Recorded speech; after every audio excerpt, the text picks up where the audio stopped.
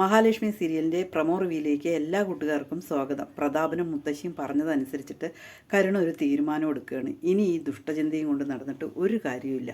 അതുകൊണ്ട് ഏതായാലും ഇനി ഒരു അഭിനയം നടത്താം.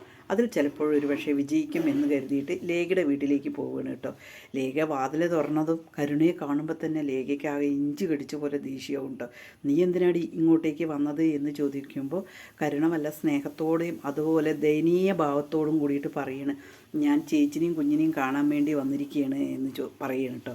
അതേസമയം ലേഖ പറയുന്നുണ്ട്, എന്തിനാ അവരെ കൊല്ലാൻ വേണ്ടിയിട്ടാണോ നീ വന്നിരിക്കുന്നത് എന്ന് പറയുന്നു കേട്ടോ.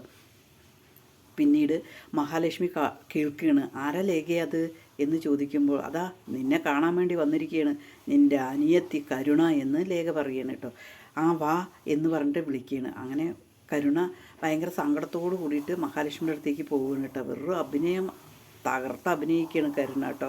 കുഞ്ഞിനെ കണ്ടതും കുഞ്ഞിനെ എടുക്കാൻ വേണ്ടിയിട്ട് പോവുകയാണ് കേട്ടോ. തൊട്ടിലേക്ക് എടുക്കാൻ വേണ്ടി പോകുമ്പോൾ ലേഖ പറയും, ഈ കുഞ്ഞിനെ നീ തൊടരുത്, കാരണം നിൻ്റെ കയ്യിൽ വിഷം പുരട്ടിയിട്ടാണോ നീ വന്നിരിക്കുന്നത് എന്ന് അറിയില്ല, ഈ കുഞ്ഞിനെ തൊടാൻ പറ്റില്ല എന്ന് പറഞ്ഞിട്ട് കർശനമായിട്ട് ലേഖ പറയണം കേട്ടോ. മഹാലക്ഷ്മി ആകെ അന്തം വിട്ടു പോവുകയാണ് കേട്ടോ. എന്ത് ചെയ്യണമെന്ന് മഹാലക്ഷ്മിക്ക് അറിയില്ല. മഹാലക്ഷ്മിയുടെ കയ്യിൽ നിന്നും കുഞ്ഞിനെ വാങ്ങാൻ നിൽക്കുകയാണ് കരുണ. പക്ഷെ ഒരിക്കലും കുഞ്ഞിനെ ലേഖ തൊടാൻ വിടില്ല. എങ്കിലും വന്നതല്ലേ എന്ന് പറഞ്ഞിട്ട് മഹാലക്ഷ്മി കൊടുക്കുകയാണ് കേട്ടോ. ലേഖയെ സാരമില്ല ലേഖയെ എന്ന് പറഞ്ഞിട്ട് കേട്ടോ. നിനക്ക് എത്ര പഠിച്ചാലും പഠിയില്ല എന്നിങ്ങനെ ലേഖ പറയുന്നുണ്ട് കേട്ടോ. അതേസമയം പ്രതാപനാണെങ്കിൽ ആ ഗുണ്ടകളോട് പോയി കാണുകയാണ്. എന്നിട്ട് പറയും, ഇനി നിങ്ങൾ ഭസ്മം അങ്ങനെ ഒരു പരിപാടിയും വേണ്ട, അല്ലാതെ നിങ്ങൾക്ക് വല്ല പരിപാടിയും ചെയ്യാൻ പറ്റുകയാണെങ്കിൽ നിങ്ങൾ ചെയ്യും, അല്ലാതെ അതുകൊണ്ട് ഞാൻ ഇനിയും പൈസ വേണമെന്നുണ്ടെങ്കിൽ തരും, പക്ഷേ ആ കുഞ്ഞ് മരിക്കണം എന്നിങ്ങനെ പറയണം കേട്ടോ.